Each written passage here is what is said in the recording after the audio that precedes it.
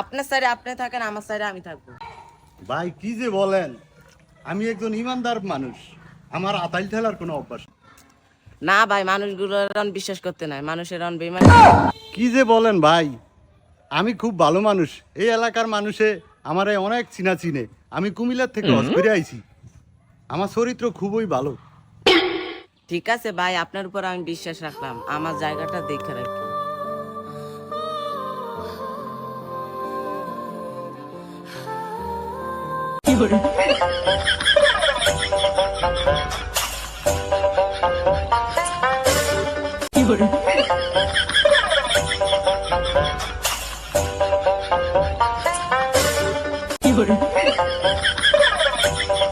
আলু ক্ষেতের থেকে মূলা উড়িয়া খাই, ওই আমার দেয় ফাঁপড়।